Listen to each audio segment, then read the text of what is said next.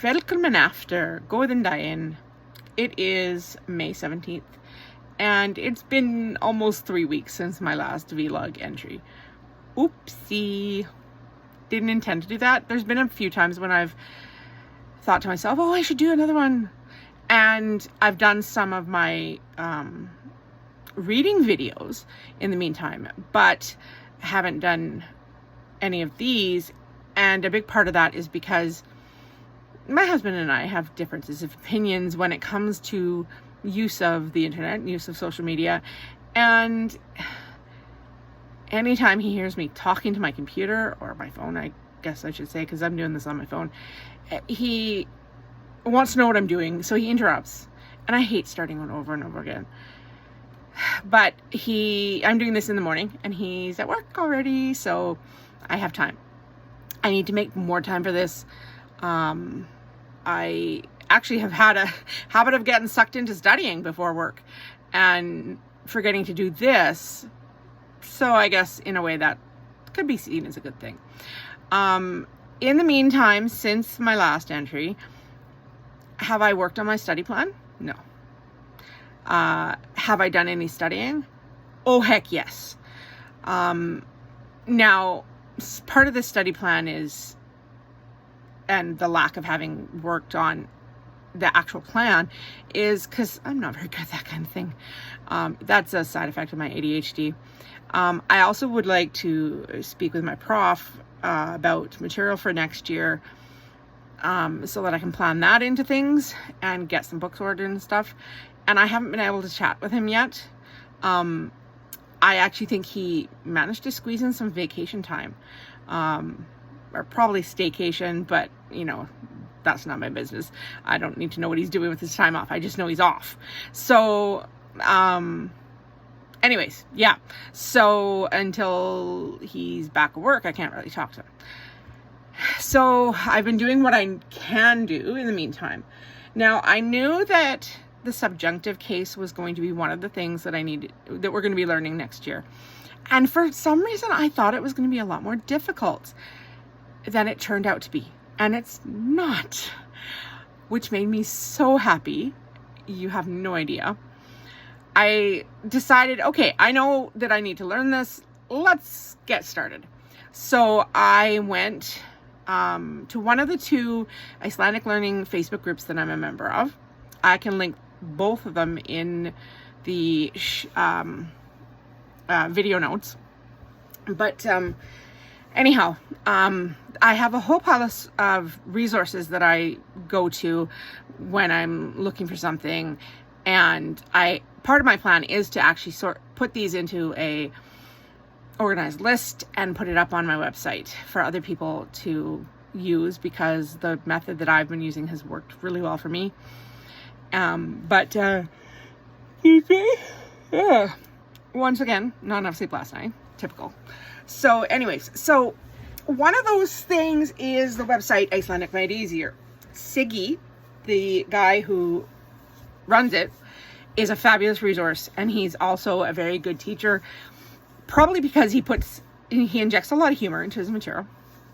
So anyways, when I went to the Practice and Learn Icelandic group on Facebook and did a search on the subjunctive, one of the first things I saw was Siggy recommending a particular YouTube channel called Icelandic for Foreigners, and it's run by a guy named Brian.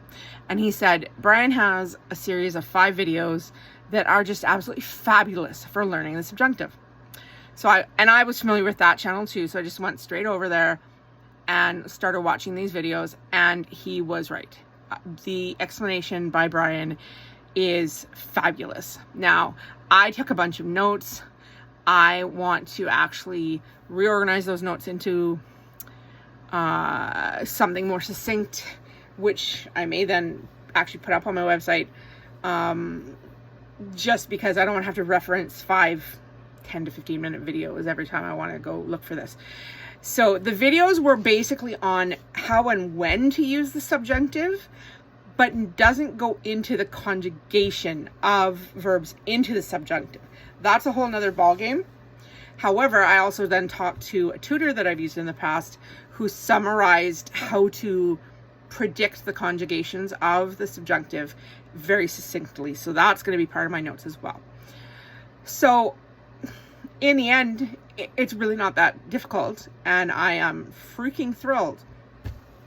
So I've got that underway. I've started making some flashcards, and I expect to be able to have this down pretty well by the end of the summer. So I'll be ahead of the game on that part of things. Another subject that we are going to be doing, now I looked at the course description for this to get this information, and it's listed Icelandic idioms. I think it was how it was phrased, but I'm not 100% sure. But I'm kind of wondering, okay, are we talking about verb phrases? Are we talking about set phrases that mean a particular thing, even though if you were to translate that phrase word for word, doesn't mean that at all? And an example I'm thinking of is Kvathar ath, which literally translates to what is to. That doesn't mean anything. That might mean something to a newfie in English, but because where I live, there's lots of people from the Maritimes, and they have a dialect all of their own, which my husband has picked up a lot because he works in the oil and gas field, and he works with a lot of these guys, and they'll say, "Where are you to?" And it means like, "Where are you?" or something like that, and none of it makes sense to me either. Anyway, so Kvathar ath actually translates as to basically what's wrong or what is wrong with you. Now, I don't know if that is meant to be in the sense of actually what is wrong, in the sense of I'm concerned that something's wrong and I want to help you, or if it would be in the sense of saying, what the hell is wrong with you? Meaning, you're a freak and what the heck happened to you because you're out there, kind of thing. Or it could be both for all I know. So I don't know if it's that, or if you were to Google the phrase Icelandic idioms, there's actually tons and tons of pages out there, because of course whole listicles thing, and people are fascinated with Iceland, but there's all sorts of phrases out there that can be considered idioms that have evolved out of the language that mean something to someone who knows these phrases, but like, for example, and I've been putting together a spreadsheet of these. Let's see here. Bæta grau oven á svart, which translates to add gray on top of black, but what it actually means is to make matters worse. Or a really common, well, not common one, but I've heard it a number of times, and it's kind of funny but neat at the same time, is áfram með smjörið, which means on with the butter. And it literally means like, let's get on with it, or keep going, you can do it, that kind of thing. So I'm not sure which of these definitions of idioms we're talking about. So I sent my prof an email last Friday asking that, and a bunch of other things, but because he's away from the office, I haven't heard yet. Dude needs a break, so I'm just gonna leave it. Anyhow, so yeah, so what have I been doing in the meantime? So besides those things, so I've done the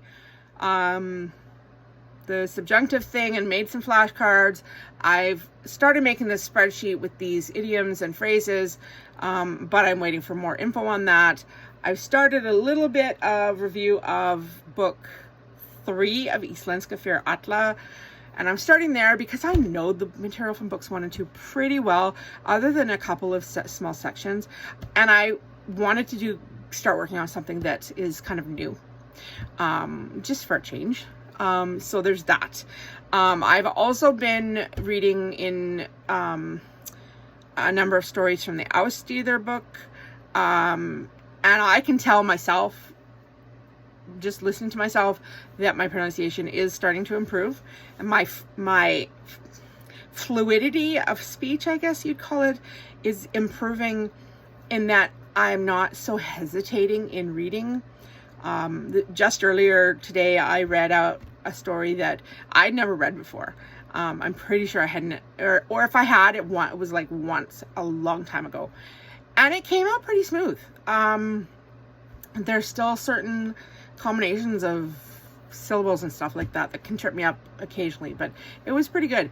I only stopped because I needed a break from reading out loud. I need to go back and redo the ones that I did at the very start, so that I can compare how they were then and how they are now, see how I'm progressing. The big thing that I've done in the past couple of weeks is conversation practice, which is what I need to do probably almost the most, if not the most. And in a way, it's the most fun because it's interacting with other people. I have two different people that I've been doing practice with so far. One is a native Icelander who lives in Canada, so it's much easier to coordinate times because she's not 7 hours ahead like people in Iceland are, because I'm in BC and that's what the time difference is. There's also a guy who recently joined italki as a tutor, and he is from the US, but studied there and then went over and became fluent, and now he's tutoring. And he's really good at the conversation stuff, which not everybody is. Some people are better at the grammar or better at just teaching concepts. I am very lucky in that my university prof is good at all of it. He's a total grammar nerd and loves talking about grammar, but he's good at the conversation too. Now I may think that just because we have so much in common, and so there's always something interesting that we can talk about. But most of the conversation practice that I've had with him has been in class. So it's, anywhere from three to six other people, as well as him and I. So, it's a group conversation rather than one-on-one. For my session with, the guy in Iceland last week, he gave me a topic ahead of time, which was music, which was a good topic for me because I'm a total music nerd as well as being the language nerd. So I can go on and on and on about it. I play a number of instruments, my main instrument being the piano, but I also do some brass and some strings and stuff. And I can talk for music about music for hours. I also happen to have taken an Icelandic music class in the winter of 2021 semester, taught by the same prof as my language classes, because he's also a music nerd. So there's a big thing we have in common, which makes for good conversation. And that class he taught was fabulous. I actually, for my non-essay project, I actually went and learned a suite of 4 pieces based on folk songs that were arranged by Jón Leifs, who is one of the biggest composers in Icelandic history, certainly one of the most prolific, and he's kind of like Shakespeare to Iceland almost. But anyways, so so Derek, the other instructor, and I chatted for quite some time about music, and it was really fun. I've actually found a website that is 400 plus language exchange topics, and I'm going to pick some of them and just write about them as a method of learning the vocabulary, and but also practicing my writing skills. And it's good for practicing all sorts of things: your verb conjugations, your noun declensions, your composition skills, etc., etc. So that should be fun. I'm gonna cut this off here because I'm just about at 15 minutes, and that's a bit of a long vlog to listen to. I don't know if anybody's gonna have any interest in this. Mostly this is for me to look back over the summer and say, yes, I did stuff, and and that kind of thing. And the other videos will be useful. So anyhow, have a good day, folks, and we'll see you next time. Sjangst!